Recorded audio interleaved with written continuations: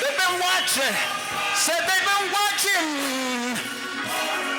Said they've been watching over you and me. Yeah. Whoa.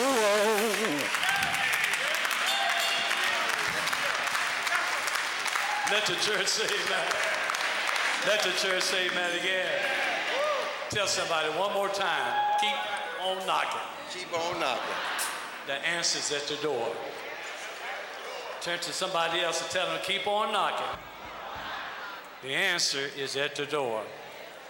And my sister and brother, when you look in the book of Acts, the 12th chapter of Acts, you must understand that indeed this is really a miracle time for the church.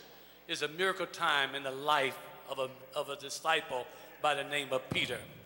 Also understand this is a dangerous time for the church. Not only for that, but also you got a preacher in church, and you got a preacher in jail, you got a church praying to get the preacher out of jail, and then you also got to understand there's power in the prayer. There's power in prayer. Let the church say amen. All I'm trying to tell you, these are the things that basically that the book of Acts really deals with us. With the life of the church. It is the early part of the church. And understand that indeed, this is not just Peter's story. It's not just the church story, but it's also God's story. Let the church say amen again. Understand, God does some special things. He specializes some things. We talk about it down through the years. Our ancestors talked about it. Our mothers and fathers talked about it. And many of us in here know that indeed that God is in the specializing business.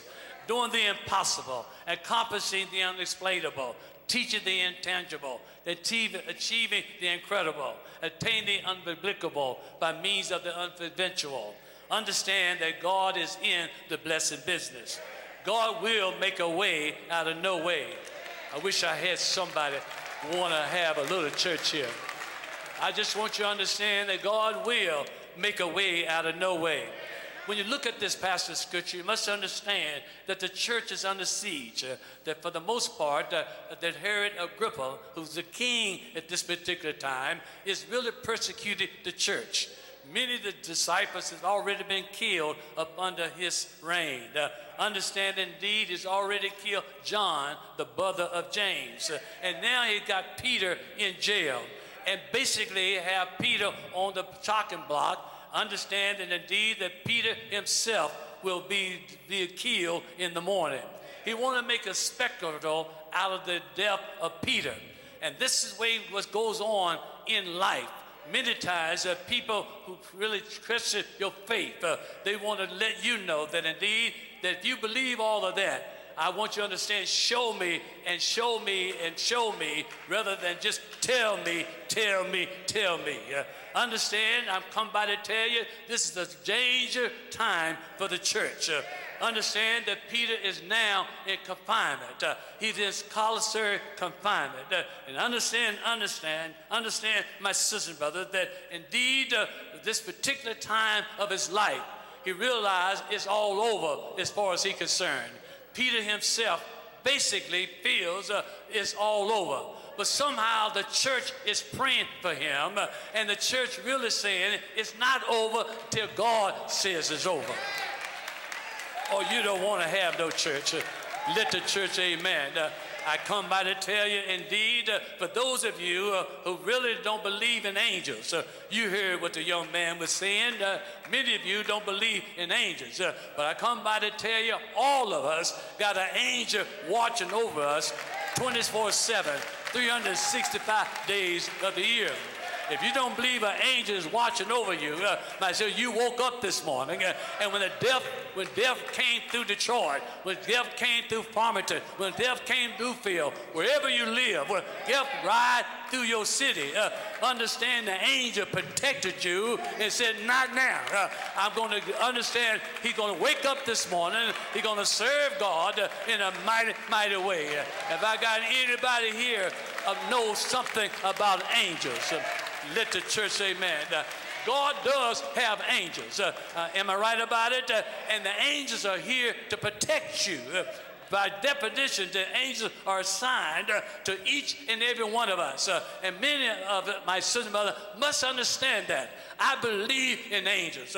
Understand indeed, for the most part, only 5 or 6 angels are mentioned in the Bible by name, but there are thousands of them. All basically was created at the same time. Yes, there's some angels that fell out of heaven, like Lucifer fell out of heaven. He was an angel, but God also got millions of angels in heaven, and basically one is signed to you. I wish I had somebody just want to look up and say, Lord, I thank you for my angel. Let the church say amen. All I'm trying to tell you, indeed, that Peter is in jail.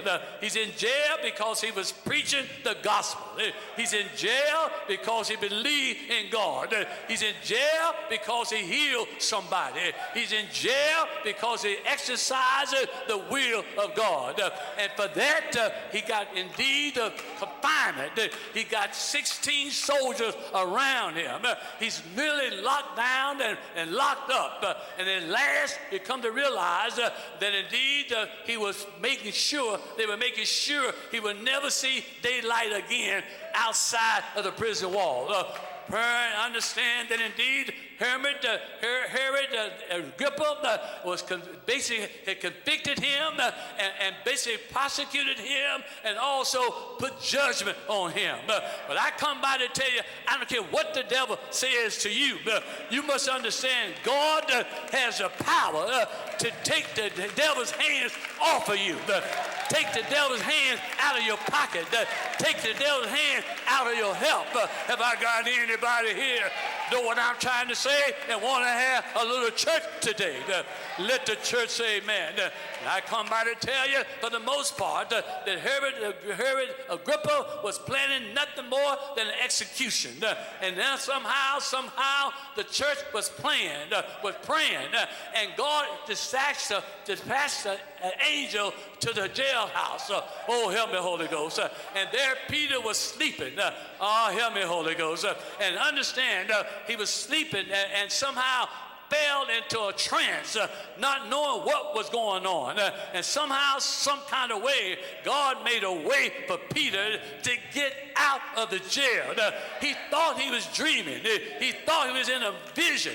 But somehow Peter came to himself when he got out of the jail and realized it was nobody but the Lord. Have I got anybody here that can look back over your life and say, Lord, it was nobody but you, Lord? Have I got anybody here can look back over your life and say, nobody but you, Lord?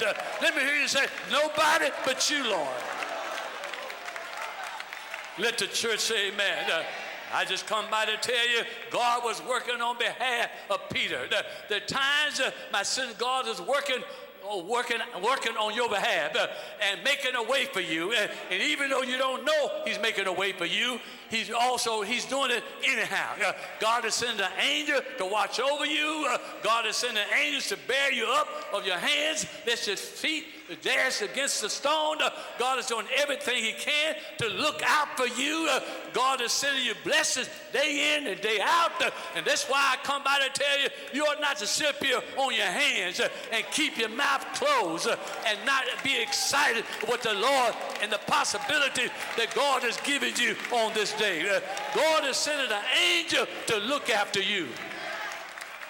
Let the church say amen. You don't even know what God is doing. So time, somebody's looking out for you, and you don't even know he's looking out for you. Am I right about it? I believe that God is doing something right now. Have I got anybody here want to raise their hand and say, I believe that God is doing something right now? Let the church say amen. There are times when God activates an angel in your life, and you don't even know that the angel is being activated in your life. Sometimes you get mad because you can't find your keys trying to get to work. And sometimes it takes you 5 or 10 minutes to find your keys. And then when you get the keys and get in the car and get on the highway, just 5 or 10 minutes ago, there's a rack rack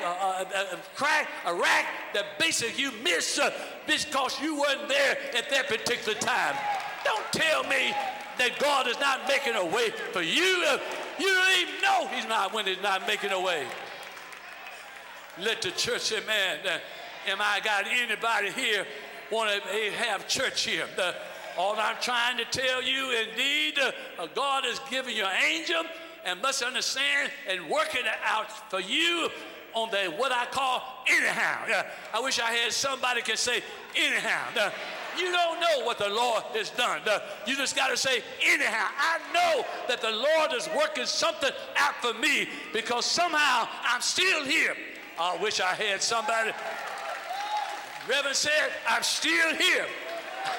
And I'm not just here, I'm still here. I'm here understanding to praise God and give God the glory, and I want to be active in my being here.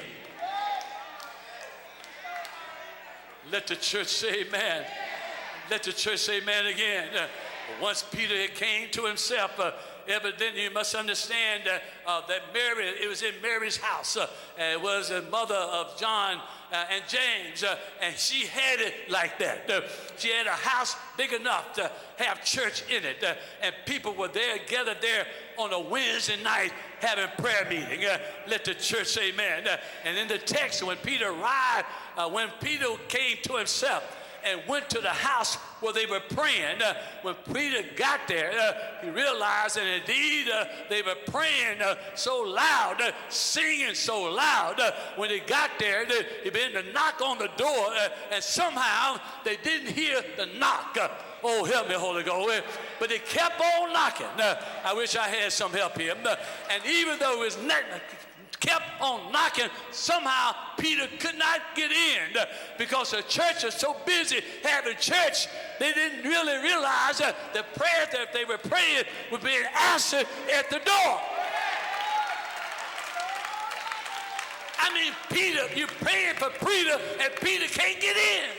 You're singing for Peter and Peter can't get in.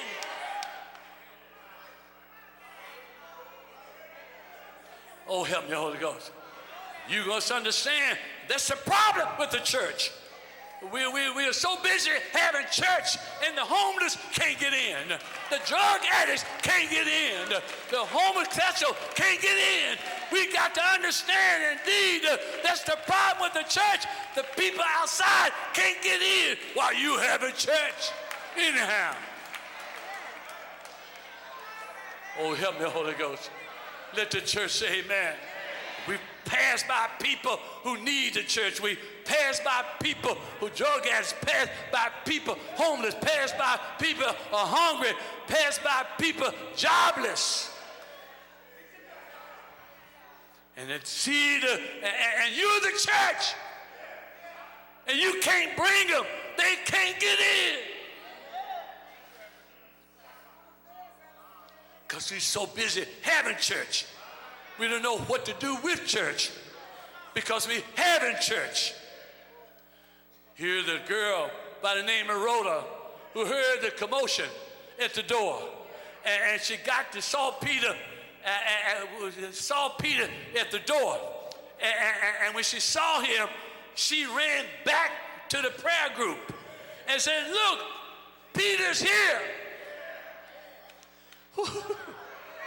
What you're praying for is at the door. What you're praying for is at the door. And when Rhoda told them Peter's at the door, they just kept on singing, kept on praying, not realizing that the prayer has already been answered. It's at the door.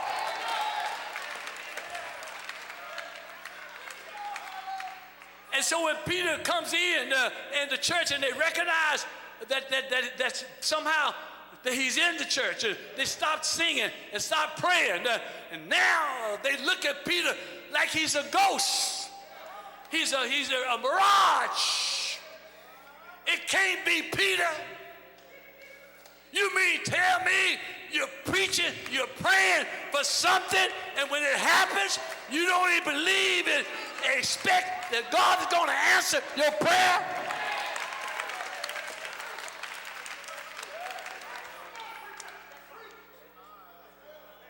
You really believe that? Why are you praying? Why are you singing? If you don't believe that God is going to answer your prayer.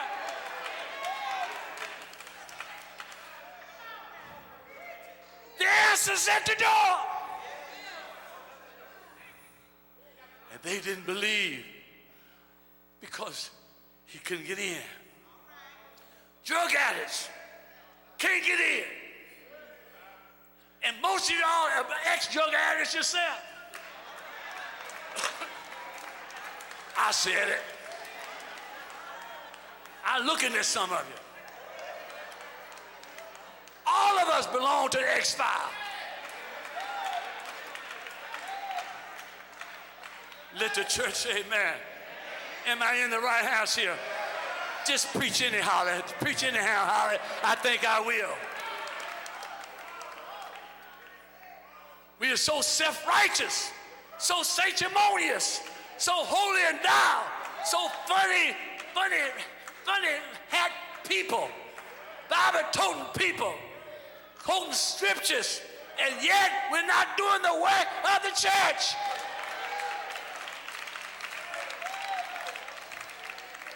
You want to know why we got 200-some people homicides? We got 1,600 shootings in the city of Detroit because 75 to 80% of the church houses are closed. And some of y'all support these churches that basically don't even have the door open for the people that needs the church. You're already saved. You're already saved. You're already saved.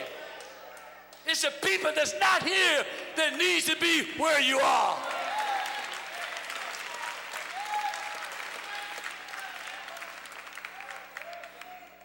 Keeping folk out of the church.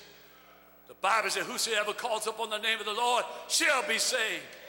The power of the gospel is the power of God unto salvation to everyone that believes.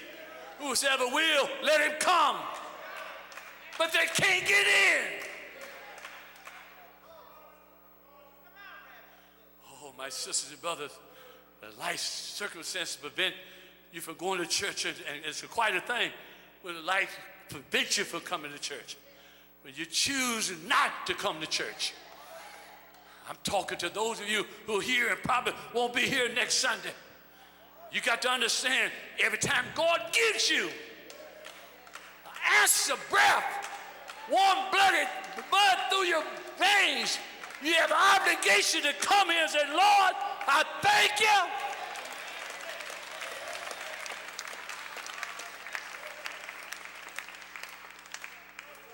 Let me tell you something. If anybody, I said it, I'm old enough to say it, black enough to say it, old enough to say it, black enough to say it, that black people have ought to, if anybody ought to go to church, it ought to be black folk. As much as God has done for you, as much as God has done for you, as much as God has done for you, as much as God has done for you, if anybody ought to come to church, it ought to be black folk. You are a walking miracle.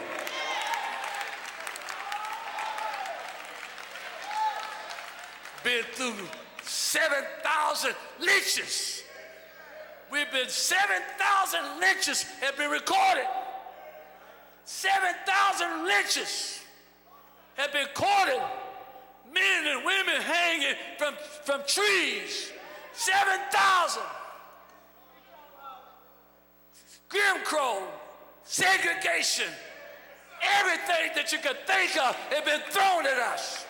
And we're still here. And we're still here. And we're still here.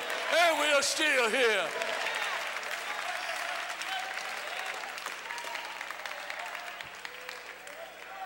I live for Sunday. I live for Sunday.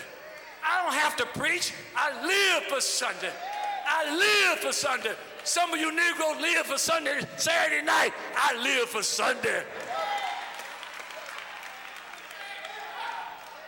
Nobody but the Lord has been looking after us. Nobody but the Lord. You know God, you took care of you. You didn't have a job, didn't have a paycheck, and yet you got a roof over your head. You got air conditioned. You got cars, and God has so been good to you.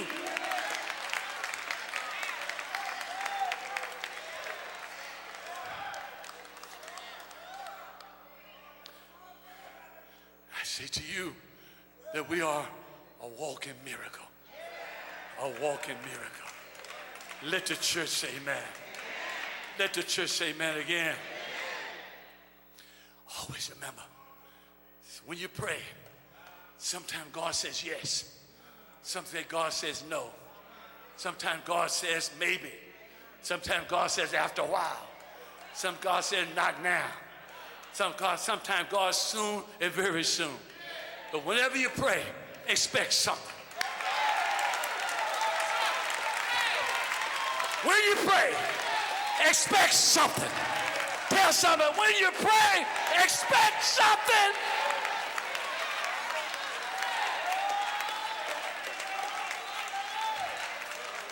I may get a yes, I may get a no, I may get maybe, I may get after a while, I may get not now, I may get sooner, very soon, but I expect something. Have I got anybody here?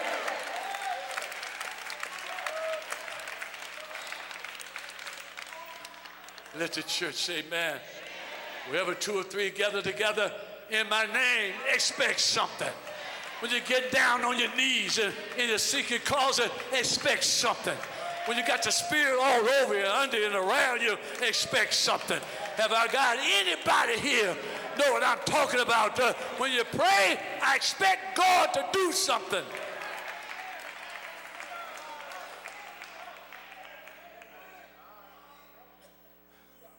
They prayed for the best. They expect the worst. They prayed for the best, but they expect the worst. They were praying for something positive. They were expecting something negative. They were praying their prayers down in the heart of hearts. They're already saying, you know, it's over for Peter, but we're just going to pray anyhow, because that's what the church is supposed to do. Let me tell you, my sister, I don't mind telling you, there are many of us who specialize in expecting the worst. I see it all the time. I see it all the time.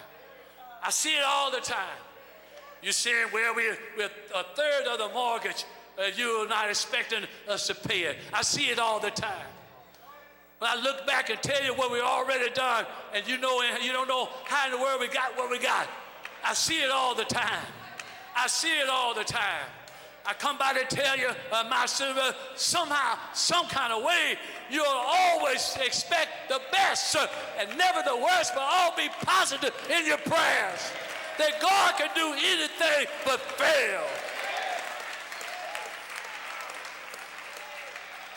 Expecting the worst always sees defeat, never the victory. Expecting the worst always sees the shadows and never the sunshine. Expecting the worst always is down in your mouth. You don't have the joy that's in your heart. Expecting the worst always sees danger and never see opportunity. So many times I realize when I pick up a glass, sometimes I drop it because my nerves basically cannot even handle a glass. I basically numbed on this side. All the time you know is when I tell you.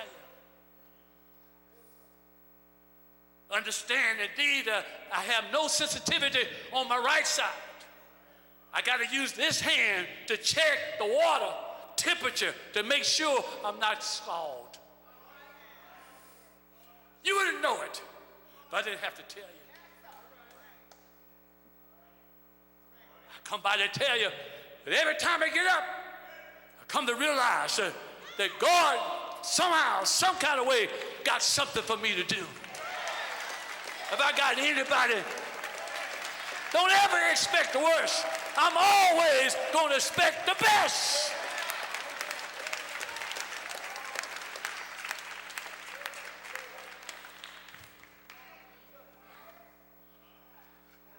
You may say he's a head man. I don't give a good hot chocolate what you think. I can outthink the youngest. I can't run as they can, but I can outthink them. And I'm just saying to you, my sister, brother, never expect the worst. That's why the problem with you, with this guy in Washington, you're always expecting the worst. Love wipes out all hate. Love wipes out all hate. You act like you've seen racism. If this is the first time you've seen racism. You young people, maybe this is your first time. Ask your daddy, ask your mother, ask your grandmama. They can tell you, we've been doing this all of our lives. And every time they come into our life, God raises a little higher, a little higher, a little higher, a little higher. Have I got anybody here want to be raised a little higher, a little higher?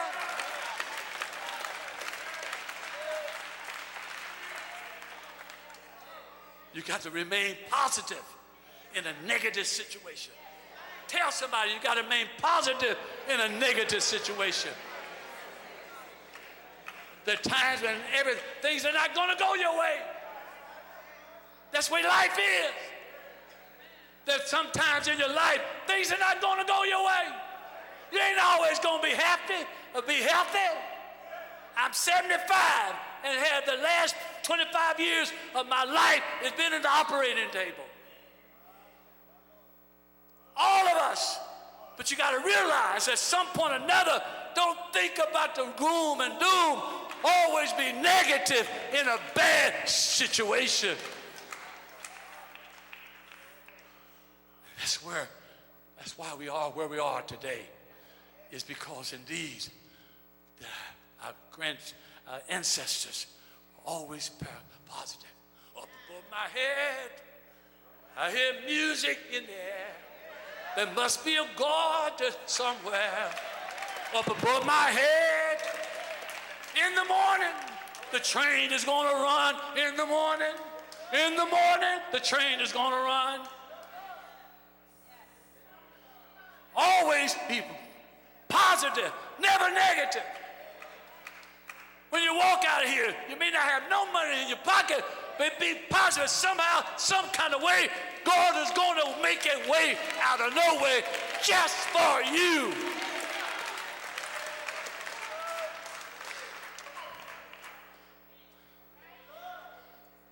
I remember the old folk used to say, made of my vow to the Lord.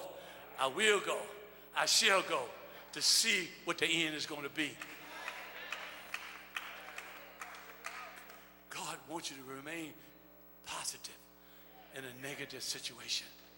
Tell somebody once again, being positive in a negative situation. You can always be positive in a negative situation. So, Rhoda gets their attention. They've been praying for 2 or 3 hours.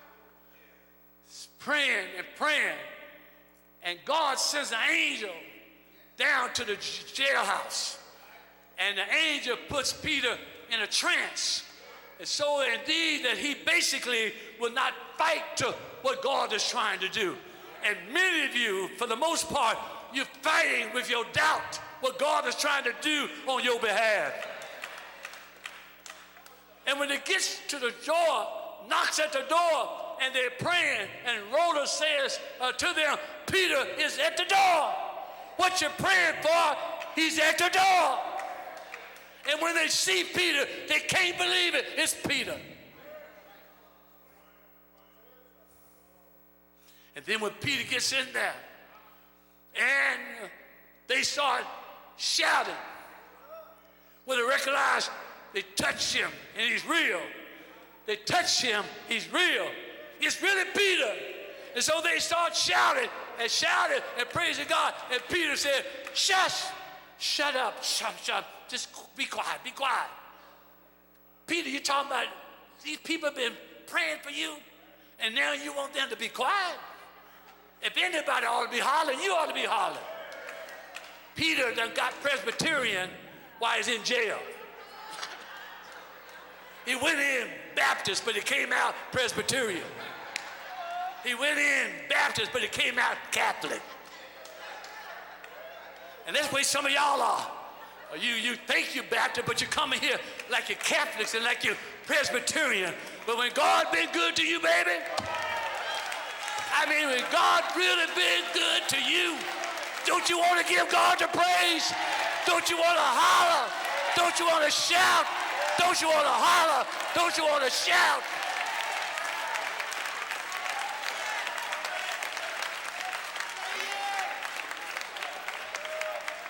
Come on, stand on your feet. I'm through.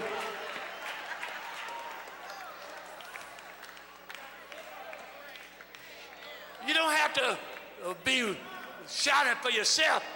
Shout when you know God has already blessed somebody else. Let's shout for Barbara right now. Let's thank God for Barbara. Let's thank God for many people who God has brought back off the sick bed, out of the hospital, out of the grave. You ought to give God the praise. Give God the praise.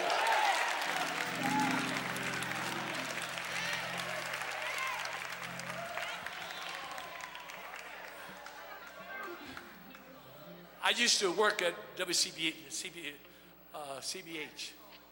in Inkster in the 70s, I think. I used to be a gospel DJ in the 70s. And before I went to, I went from WGLB with Al Perkins and then to CBH in Inkster.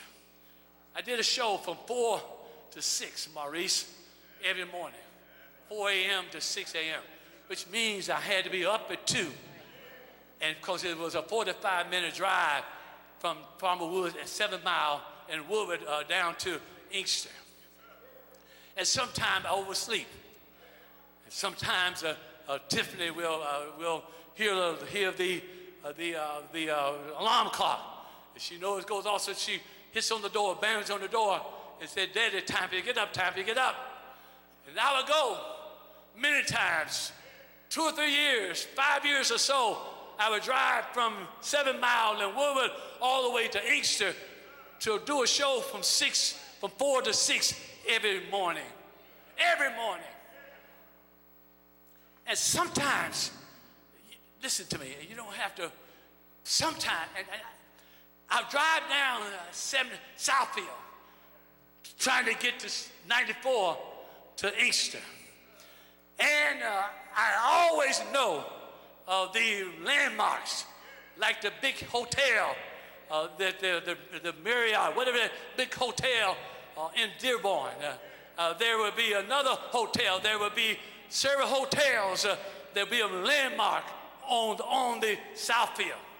And sometimes I get to 94, but don't remember how I got to 94 because I didn't remember seeing the landmarks. You didn't hear that. Because that's a shouting piece right there.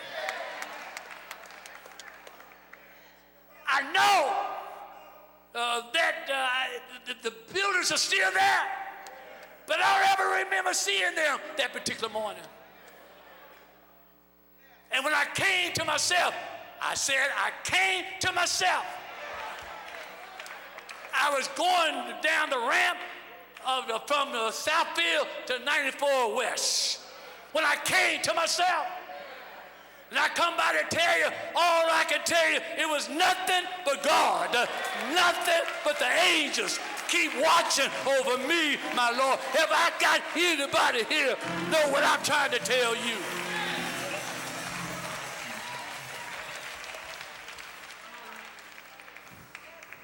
Tell somebody, thank God for my angel.